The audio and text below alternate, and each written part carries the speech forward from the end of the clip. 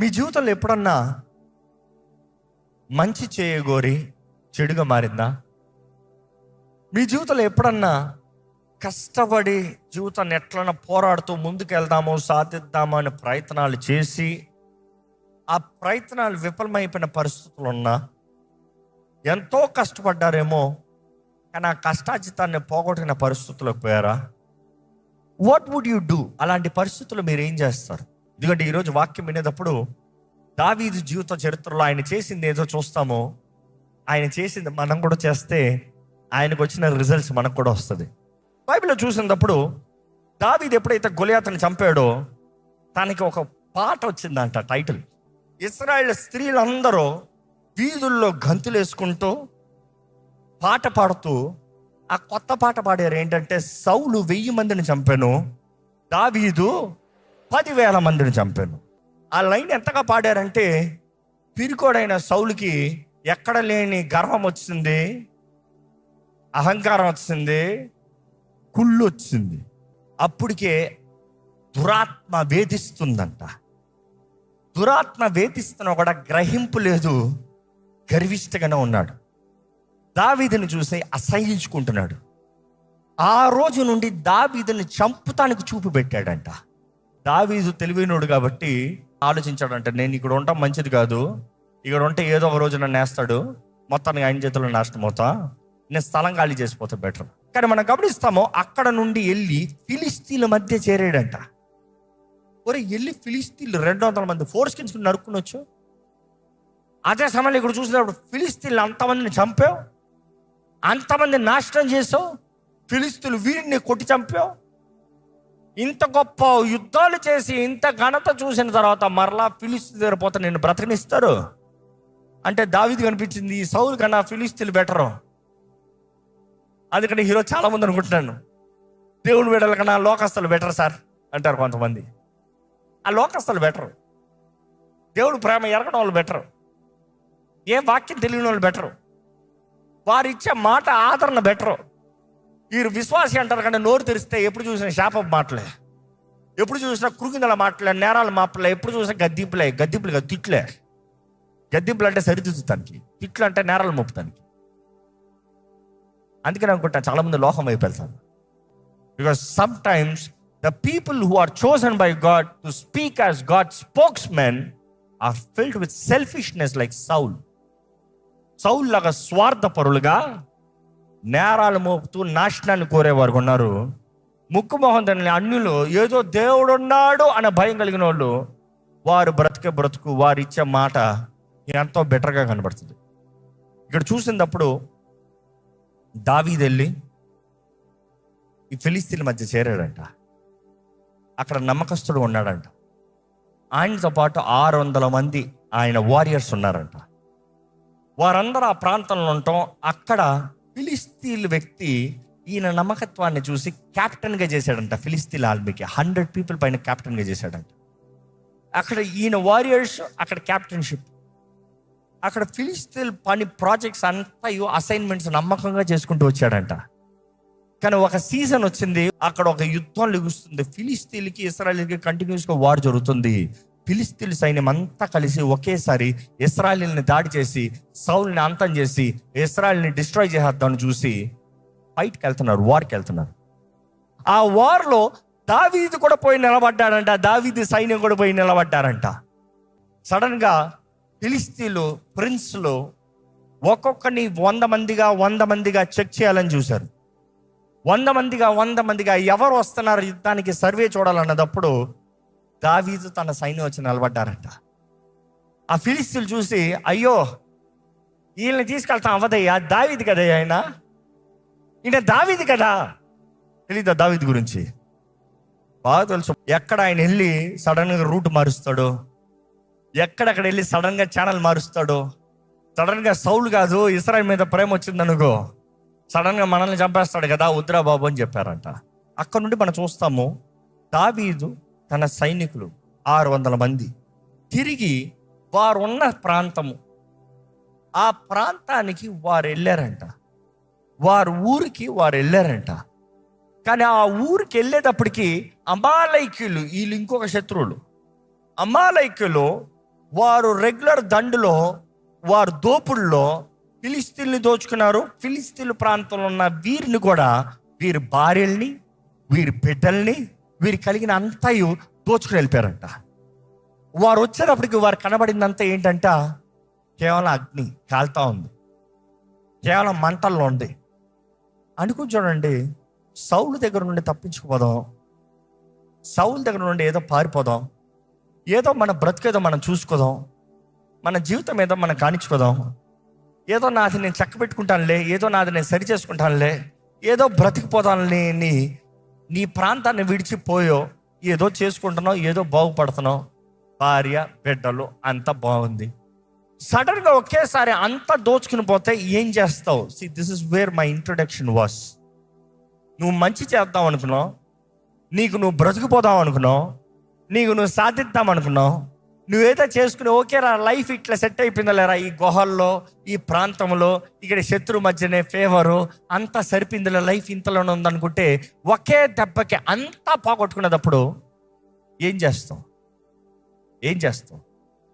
మనం చూస్తాము, దావీదు వీరులు, వారందరూ వీరులు, mighty men of David. Mighty men పరాక్రమశాలులు అని అర్థం.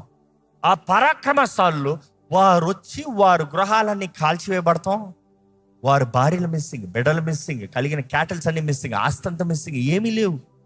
ఆ పరిస్థితుల్లో వారు ఏడుస్తున్నారంట, ఎలుగెత్తి గట్టిగా కేక వేసి ఏడుస్తున్నారంట. ఎప్పటికీ అంటాం స్త్రీలు సులభంగా ఏడొచ్చు, సాఫ్ట్ హార్టెడ్, కానీ పురుషుడు ఏడుస్తాం మాత్రం కాదు, కఠినమైన వాడు, రోషం కలిగిన వీరుడు అన్నవాడు ఏడుస్తాం వేరు. ఆ వీరుడు 2 నిమిషాలు ఏడుస్తాం కాదు, ఎలుగెత్తి ఉన్న శక్తి అంతా పోయేంత వరకు ఏడుస్తాం వేరు. ఎందుకంటే ఇక్కడ గమనించినప్పుడు చూస్తాం, ఆ మాట చదువుతామంటే ఒకసారి 30వ అధ్యాయము 4వ వచనం. ఇక ఏడ్చుటకు శక్తి లేకపోవునంత బిగ్గరగా ఏడ్చిరి. ఇంకా ఏడ్చడానికి శక్తి లేనంతగా ఏడ్చారంట, బిగ్గరగా ఏడ్చారంట. ఏడ్చి ఏడ్చి ఏడ్చి ఏడ్చి ఏడ్చి ఏడ్చి ఏడ్చి ఈ వీరులు ఏడ్చి ఏడ్చి ఏడ్చి ఏడ్చి ఏడ్చి ఏడ్చి ఏడ్చి ఏడ్చి ఏం చేశారు తెలుసా? ఆ ఏడుపులో చేదు వస్తుంది కదా. లైఫ్లో మనం అనుకునే కష్టపడిందంతా పోగొట్టుకున్నప్పుడు చాలా మందికి దేవుడి మీద చేదు వస్తుంది కదా.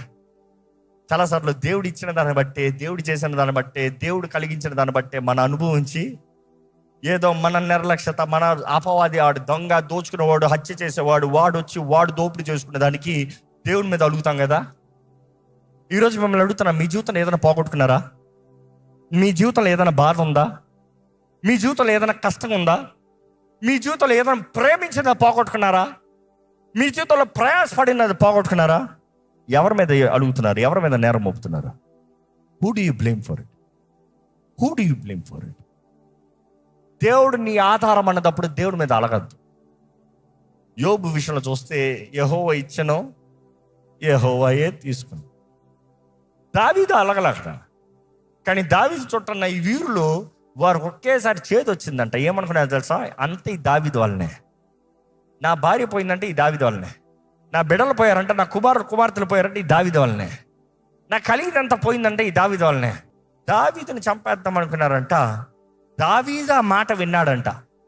విన్నప్పుడు ఏం చేస్తున్నాడంటే, బైబిల్లో this is the beautiful statement. నేను ఎప్పుడు ఆ మాటని జ్ఞాపకం చేసుకుంటూ అంటా. ఎక్కడ ఆ మాట చదువుదాం. David encouraged himself in the lord. దావీదు తన దేవుడైన యెహోవాను బట్టి ధైర్యము తెచ్చుకొనెను. అందరు గట్టిగా చెప్తామండి ఆ మాట.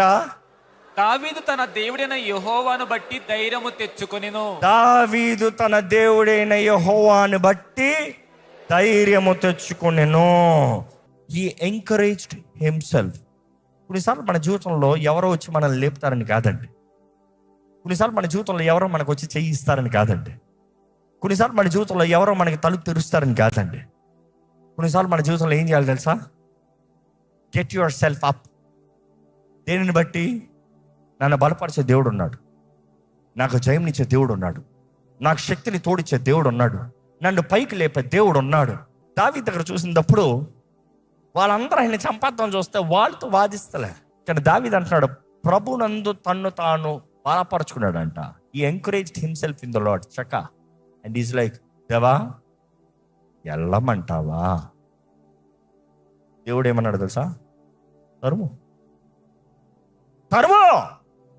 కొంతమందికి ఈ మాట అంటే ఏం దేవుడు, నా ప్రార్థన ఇప్పుడు వాళ్ళ శత్రువు తీసుకొచ్చి నాకు ఇక్కడ అప్పచెప్పాలి. నా ప్రార్థన నువ్వు దేవుడు అయితే ఇప్పుడు నా శత్రువు ఎవడైతే తీసుకుని పోయాడో నా భార్యని, నా బిడ్డలని, నా ఆస్తుని అంతా తీసుకొచ్చి నా కళ్ళు ముందు పెట్టిపోవాలి, ఆమెనంటే అయిపోవాలి. ఇదా మీ ప్రార్థన? ఎందుకంటే చాలామంది అడుగు తీరంట, దేవుడు మాత్రం అన్నీ చేసేయాలంట. అడుగు తీరంట, దేవుడు మాత్రం అన్నీ నీ పక్షాన కార్యాలు చేసుకుని వెళ్ళిపోవాలంట. మనం గమనిస్తాము, దావీదు అడుగుతున్నాడు, దేవా తరమ్మంటావా? దేవుడు అంటున్నాడు, తరుము, నిశ్చయంగా నీ చేతులకు అప్పచెప్తాను శత్రువుని. నువ్వు పోగొట్టుకున్నంతా తిరిగి తీసుకుంటావు. తరుము. What a promise. దావీదు చలో వెళ్ళి తరుగుదామంటే 600 మంది లేచారంట. That is the best part. 600 మంది తరుగుదామని వెళ్ళారంట. వారు వెళ్తూ ఉంటే అక్కడ వాగు ఉంది. 400 మంది వాగుని దాటగలిగారు, 200 మంది వాగు దాటలేకపోయారంట. కారణం ఏంటంటే అప్పటికే వారు బలహీనులై ఉన్నారు కాబట్టి 600 మంది వారియర్సే, కానీ వారిలో శక్తి లేదు ఆ వాగు దాటడానికి. వాగులు కొట్టుకుని పోతారేమో. కానీ దావీదు ముందున్నాడు. 400 మంది వస్తున్నారు. ఆడు చూసేటప్పటికి వెళ్తూ ఉంటే ఒక ఐగుప్తి దాసుడు, అమాలీకుల దాసుడు దారిలో అనారోగ్యంతో ఉంటాం చూసేటప్పుడు ఆ దాసుడిని అడుగుతున్నారు. వాడికి తినడానికి పెట్టారంట ఆహారం. ద ఫిగ్ కేక్ అంట. Fig cakes which means gives energy. అంటే వాడికి పెట్టారంటే వీరు కూడా తిన్నారని అర్థం. ఎందుకంటే వీళ్ళు తరిమేది మామూలుగా కాదు కదా, మొత్తానికి దోచుకొని రావాలనే కదా. కానీ అలాంటి సమయంలో వాడికి పెట్టారంట, వాడికి నీళ్ళు ఇచ్చారంట, వాడిని ఆదరించారంట. వాడు అనారోగ్యంలా ఉంటే వదిలేసి వెళ్ళిపోయారంట ఆ శత్రువులు. ఆ దాసుని అడిగానంట, మీ వాళ్ళు ఎక్కడ పోయారో చెప్తావా? మా వాళ్ళని తీసుకుని పోయారు, ఎక్కడ తీసుకుని వెళ్ళారో చెప్తావా? ఎక్కడ తీసుకెళ్ళాలో చెప్తావా అంటే ఆ దాసుడు ఒకే కండిషన్ పెట్టాడు. 2 కండిషన్లు పెట్టాడు. ఒకటే, నేను చెప్తాను, మీరు నన్ను చంపకూడదు. రెండోది, నన్ను మీరు వారి చేతుల్లోకి అప్పచెప్పకూడదు, వారికి మళ్ళీ తిరిగి పోకూడదు, మరలా వారికి తిరిగి పోకూడదు. నాకు ఇష్టం లేదు వాళ్ళ దగ్గరికి వెళ్తాం, నాకు ఇష్టం లేదు వారితో ఉంటాం. అదే సమయంలో నువ్వు నన్ను చంపకూడదు. ఇండైరెక్ట్గా ఏమంటున్నాడు? నన్ను చంపొద్దు, నన్ను ఇవ్వద్దు. అంటే ఎక్కడ ఉండాలి? నీతో ఉండాలి. నువ్వు నాకు పెట్టావు, వాడు నన్ను పట్టించుకోలే, నువ్వు నన్ను పట్టించుకుంటున్నావు. నువ్వు నన్ను ఇక్కడ నరికేసి వెళ్ళిపోవచ్చు, కానీ నువ్వు నన్ను నరకట్లే. నేను కూడా ఉన్నాను నీ ఇల్లుని దోచుకునేటప్పుడు, కానీ ఈరోజు నన్ను ప్రేమిస్తున్నావు నువ్వు. Help me, I will help you. Agreed అన్నాడు అంత డేవిడ్. అక్కడ నుండి వెళ్ళాడంట. ఎక్కడికి వెళ్ళాడు? చదువుదామండి ఆ వాక్యం ఒకసారి చదువుదామా? ఫిలిస్తీన్ల దేశముల నుండి యూదా దేశముల నుండి తాము తెచ్చుకొనిన సొమ్ముతో తలదూగుచు వారు ఆ ప్రదేశమంతటా చెదరి అన్నపానములు పుచ్చుకొనొచ్చు ఆటపాటలు సలుపుచుండిరి. వాళ్ళు ఎక్కడికి వెళ్ళారంట? వారు వెళ్ళేటప్పటికి వాళ్ళు ఏం చేశారు? Spread out over the land. అంటే ఊరంతా ఏం జరుగుతుందంట? తింటాం, తాగుతాం, డాన్సింగ్, సెలబ్రేషన్. అండ్ వీళ్ళందరూ ఏంటంట? మొత్తం దోచుకుని వచ్చింది. ఎక్కడంతా దోచుకుని వచ్చారు? ఫిలిస్తీన్ల దగ్గర నుండి దోచుకుని వచ్చారు, యూదా దేశం నుండి దోచుకుని వచ్చారు. మొత్తం దోచుకుని ఒకే స్థలంలో ఉంది. వారు ఏం చేస్తున్నారు? తింటున్నారంట, తాగుతున్నారంట, డాన్సులు వేసుకుంటున్నారంట. దావీదుకి ఆ సీన్ కనబడింది. ఎట్లా ఉంటుంది? తన భార్యల్ని, బిడ్డల్ని, వారిని అందరిని అక్కడ బంధించి పెట్టి, బానిసలుగా పెట్టి, వీరు తింటూ తాగుతూ ఉన్నారంట. ఆ 400 మైటీ మెన్కి ఎలా ఉంటుంది? మైటీ మెన్ మామూలు కాదు. That is why I'm addressing. ఆ పరాక్రమశాలులకి ఎలా ఉంటుంది? రే దొరికర్రా. నిజంగా అక్కడ జరిగింది ఏంటి తెలుసా? ఫ్రమ్ ది ట్వైలైట్, సాయంత్రం నుండి నెక్స్ట్ డే, అంటే చీకటి పడే దగ్గర నుండి, అంటే ఇంచుమించు 10, 11 అంటారు, లేకపోతే 12 అంటారు. అక్కడ నుండి నెక్స్ట్ డే సాయంత్రం వరకు ఒక్కడిని వదలలేదంట. చదివి చూడండి. ఒక్కరిని వదలలేదంట. అందరిని చంపాడంట. మిమ్మల్ని అడుగుతున్నానండి, దేవుడు అంటున్నాడు, ఎల్లో నీకు అప్పచెప్తాను, నీదే. నువ్వు పోగొట్టుకున్నంత నీకు ఇస్తా, ఎల్లు తీసుకో. వెళ్తావా? Can you dare to spare and stand and fight? You see, that is the challenge. దేవుడు కార్యం చేయాలని నువ్వు ఇంట్లో కూర్చుంటే అవ్వదు, అడుగు తీ. దేవుడు ఏదో జరిగించాలని నువ్వు పడుకుంటే అవ్వదు, లే. దేవుడు జరిగించాలని, దేవుడు జరిగిస్తాడని వాగ్దానం చేశాడని నీ దారిలో నువ్వు వెళ్తాం కాదు. దేవుని చిత్తాన్ని వెతికి ఆయన చేయమన్నది you have to take the stand. ఇక్కడ గమనించినప్పుడు మనం చూస్తాము, దావీదు తన సైన్యం అందరూ పోరాడారంట నెక్స్ట్ డే సాయంత్రం వరకు. ఎక్కడ ఒకసారి ఆ మాట చదువుదామా? దావీదు సంగతి గ్రహించి ఆ. సంధ్య వేళ మొదలుకొని ఆ. మరునాటి సాయంత్రము వరకు ఆ. వారిని హతము చేయుచుండగా ఆ. ఒంటిల మీద ఎక్కి పారిపోయిన 400 మంది యవనులు తప్ప ఆ. తప్పించుకుని వాడు ఒకడనూ లేకపోయెను. కంటిన్యూ. ఈలాగున దావీదు అమాలేకులు దోచుకొని పోయిన దానంతటిని తిరిగి తెచ్చుకొనిను. ఆ. మరియు అతడు తన 2 భార్యలను రక్షించెను. కుమారులేమి కుమార్తెలేమి దోపుడు సొమ్మేమి వారు ఎత్తుకొని పోయిన దానంతటిలో కొద్దిదేమి గొప్పదేమి ఏదియో తక్కువ కాకుండా దావీదు సమస్తమును రక్షించెను. మరియు ఎలా అంట? సమస్తము రక్షించెను. Continue please. మరియు దావీదు అమాలేకు గొర్రెలన్నిటిని గొడ్లన్నిటిని పట్టుకొనిను. ఇవి దావీదునకు దోపుడు సమ్మని జనులు మిగిలిన తమ సొంత పశువులను ముందుగా వీటిని తోలిరి. You see that word twice. English Bible it's clearly mentioned. David recovered all. అంతయు సమస్తము. దేవుడు చెప్పాడు సమస్తము. ఇక్కడ సమస్తము పొందుకున్నాడంట. దేవుడు వాగ్దానం చేశాడు కాబట్టి పట్టాడు. దేవుడు వాగ్దానం చేశాడు కాబట్టి పట్టు వదలలే. దేవుడు వాగ్దానం చేశాడు కాబట్టి సంపూర్ణంగా అంతా ముగించేంత వరకు హీ పర్సిస్టెడ్. బైబిల్ మనం గమనిస్తున్నాము, చాలా స్పష్టంగా తెలియజేయబడుతుంది, డేవిడ్ రికవర్డ్ ఇట్ ఆల్. ఈరోజు ఈ వాక్యం నుండి మీరు నేర్చుకోగలిగింది ఏంటి? దేవుడు మిమ్మల్ని కోరుకున్నాడు, దేవుడు మిమ్మల్ని నిర్ణయించుకున్నాడు, దేవుడు మిమ్మల్ని ఏర్పరచుకున్నాడు. దేవుడు మిమ్మల్ని కోరుకుని నిర్ణయించుకుని ఏర్పరచుకున్నాడు అంటే ఆయన వాక్కు తగినట్టుగా, ఆయన చిత్తం తగినట్టుగా బ్రతకండి. దేవుని చిత్తాన్ని వెతకకుండా ఏది చేయకండి. దేవుని చిత్తం కాకుండా నీ తపన నువ్వు చేసినప్పుడు అది చివరికి కీడుగా తీసుకెళ్తుంది. దేవుని చిత్తము, దావీదు ఇశ్రాయేలీయులకి రాజుగా ఉండడానికి అభిషేకించబడ్డాడు. కానీ దావీదు అనుకున్నాడు for his safety go to this enemy, అక్కడ బ్రతికిపోదాం అనుకున్నాడు. కానీ దేవుడు తన సంకల్పము చొప్పున పిలవబడిన ప్రతి ఒక్కరికి ఆయన సమస్తము సమకూర్చి జరిగిస్తాడంట. దావీదు ఫిలిష్తీయుల సైన్యం దగ్గర చేరాడు. ఎవరిని పోరాడటానికి? ఇశ్రాయేలీయులను పోరాడటానికి. కానీ దేవుడు ఊరుకుంటాడు. అభిషేకించింది దేనికి? ఇశ్రాయేలీయులకి రాజుగా. అందుకనే దావీదు అటు వెళ్ళినప్పుడు అక్కడ ఆ ప్రిన్స్లు వచ్చేలాగా ఆయన డిస్క్వాలిఫై లాగా చేశాడు.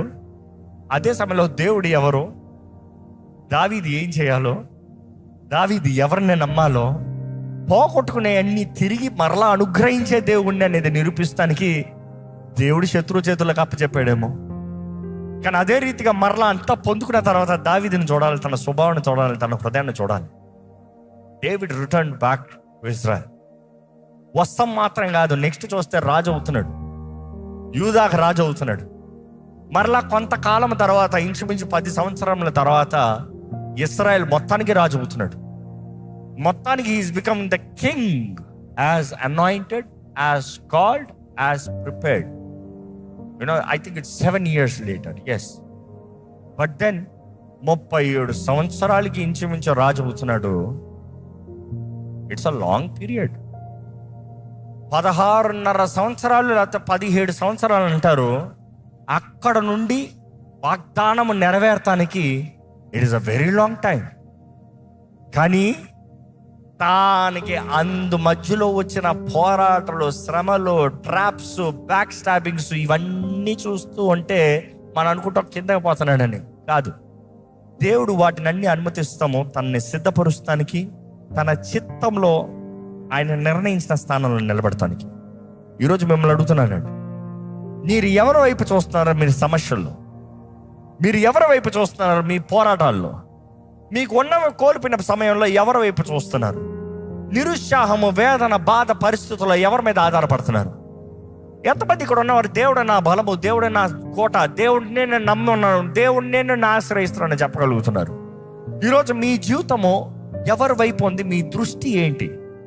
మీ కొరకు ఇచ్చిన వారిని మీరు పోరాడి చంపకండి, మీ కొరకు మీ ఇచ్చిన వారిని మీరు బలపరచండి.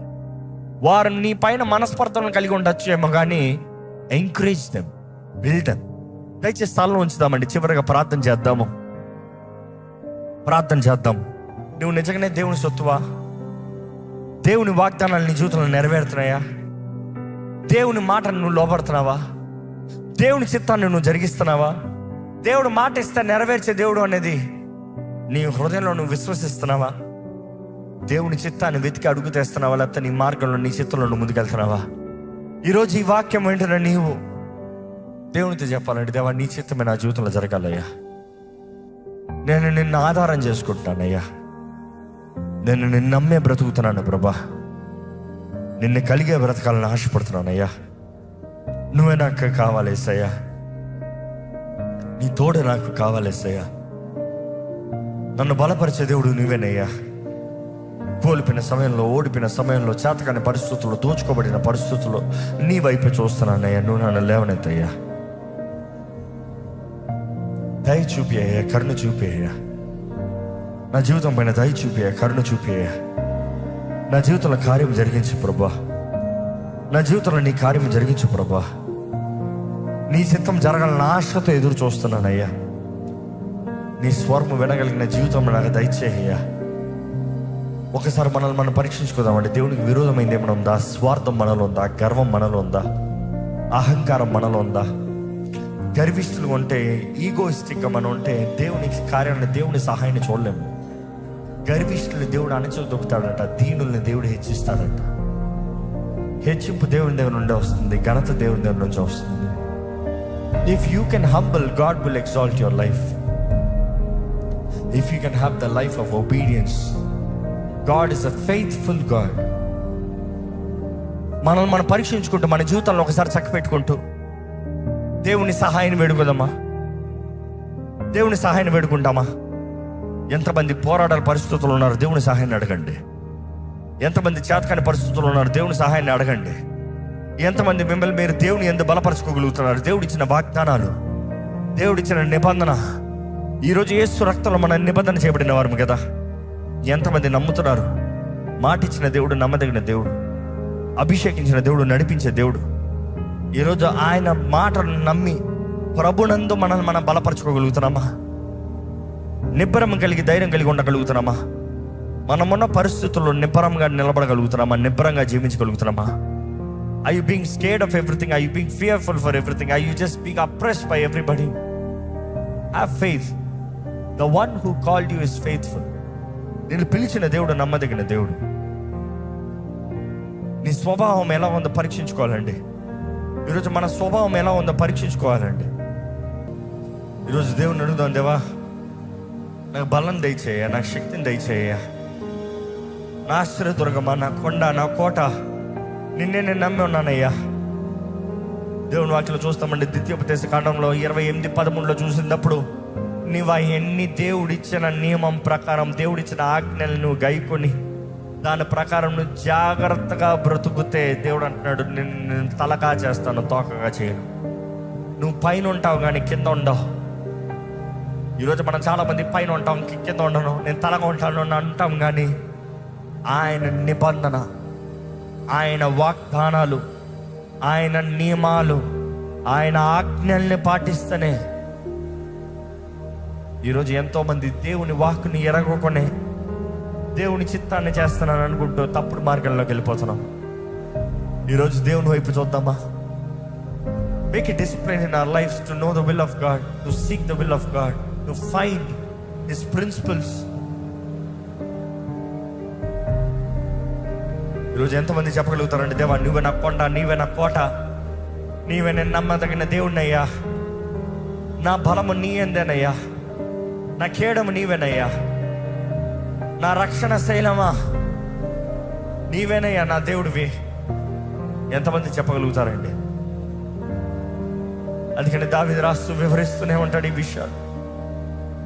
అదే సమయంలో కీర్తన 27 చూస్తాము, 20 అధ్యాయం 7 కొందరైతే రథముల మీద, కొందరైతే గుర్రములు, కానీ మేమైతే we remember, we trust in the name of our Lord. ఈరోజు మనకు ఇవ్వబడింది యేసు నామము. ఈరోజు మనకు అనుగ్రహించబడింది యేసు నామం, అన్ని నామం కన్నా పై నామం. ఈరోజు హెచ్చించబడిన నామం, అధికారం కలిగిన నామం, ఘనత కలిగిన నామం నీకు అనుగ్రహించబడింది. ఏది నీ విశ్వాసము? పరిశుద్ధ ప్రేమ తండ్రి, ఈ దినం బట్టి నేను సూచిస్తున్నానయ్యా.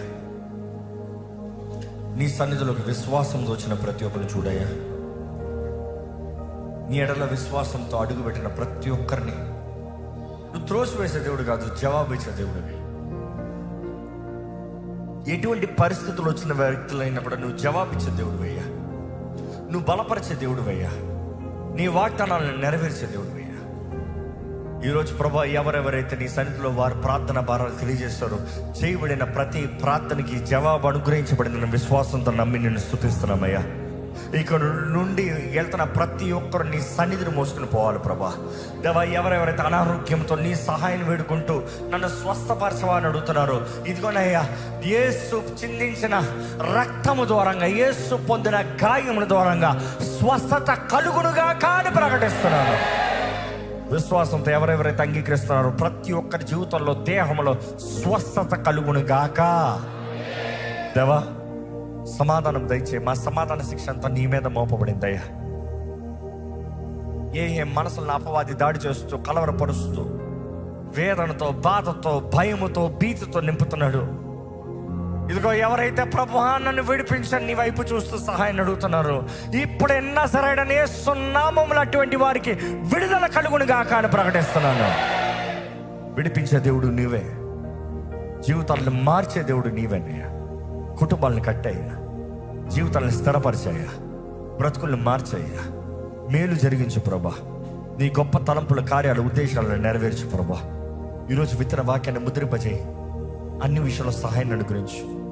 నీ చిత్తాన్ని వెతికి, నీ చిత్తంలో బ్రతికి, నీ అభిషేకం ద్వారా నడిపించబడే జీవితాలు మా అందరికి దయచేయమని నజరేయుడైన యేసు నామములో అడిగి వేడుచున్నాం తండ్రి, ఆమేన్.